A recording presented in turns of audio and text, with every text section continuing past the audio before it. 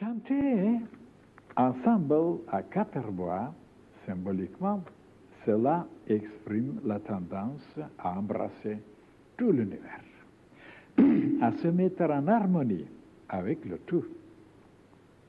C'est pourquoi chaque jour, quand nous chantons, vous devez d'abord penser à jeter un regard à vous-même pour vous apaiser, vous accorder, vous harmoniser avec toutes les créatures du cosmos et chanter à l'unisson avec elles.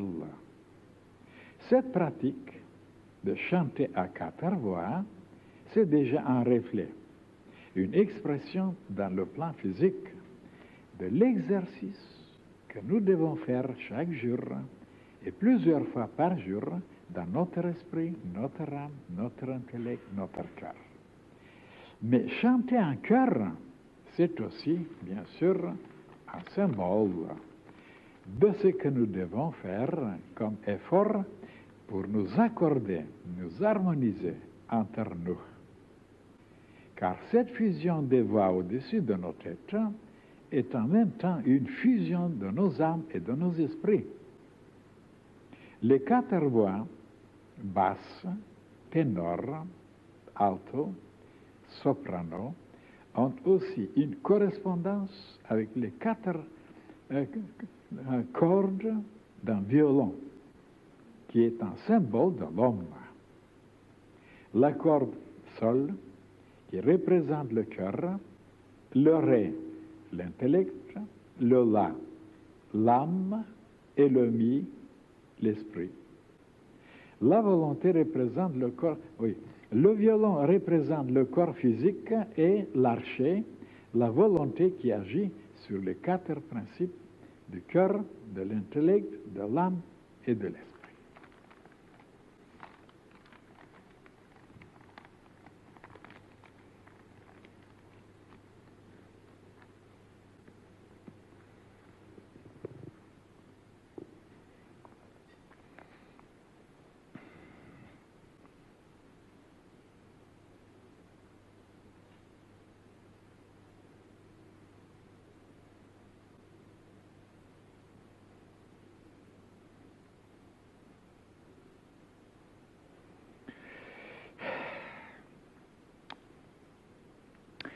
De nouveau, mes chers frères et sœurs, je dois vous parler de ce qui se passe, pourquoi on aime chanter ensemble et s'accorder ensemble. On le fait partout, dans tous les pays, depuis des milliers d'années. Et on n'a pas compris encore le côté essentiel, le côté symbolique. Pourquoi l'intelligence cosmique a créé une chose pareille? De pousser les êtres à chanter. Même les oiseaux, il y a beaucoup de créatures qui chantent dans l'univers, des anges surtout. Mais vous voyez, on ne s'arrête pas sur ces choses pareilles. Personne ne s'arrête. C'est comme ça, on le fait, on le suit, mais de s'arrêter maintenant pour comprendre le côté profond de cette affaire-là. Même les musiciens ne se sont pas arrêtés. Ni les chefs d'orchestre, ni dans les académies. On le fait, c'est normal, c'est comme ça, alors quoi. Et voilà que c'était une expression, une manière, dans le plan physique, pour faire comprendre les humains, ceux qui réfléchissent, ceux qui pensent, qui étudient, que, pour être dans cet état d'harmonie, de joie, de bonheur, quand il y a bien sûr cette harmonie dans les chorales, n'est-ce pas, ensemble, mais ça veut dire quelque chose. Il faut le faire intérieurement, même si vous êtes tout seul. Vous pouvez chanter un choral. Et où est cette chorale? Toutes les créatures de se mettre en unisson avec des créatures qui chantent maintenant dans l'univers. Tout chante, tout, les étoiles, tout. On s'imagine que la musique existe seulement sur les humains, chez les humains. Combien on se trompe. Tout l'univers chante. Même le chant, la musique, c'est une expression de la vie. La vie elle-même n'est rien d'autre qu'un chant. Parce que chaque vibration, déjà, c'est une musique. Parce que la musique, le son, eh bien, c'est une vibration.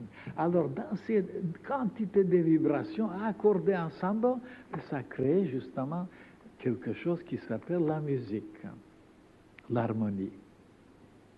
Et pourquoi on se sent tellement bien quand c'est harmonieux?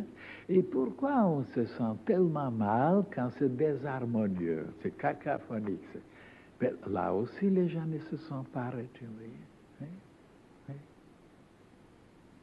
Ils sont souvent dans cette cacophonie, dans ce désordre, dans cette dissonance. Les uns avec les autres, ils ne sont pas arrêtés de voir qu'ils ne chantent pas bien, ils ne connaissent pas la musique.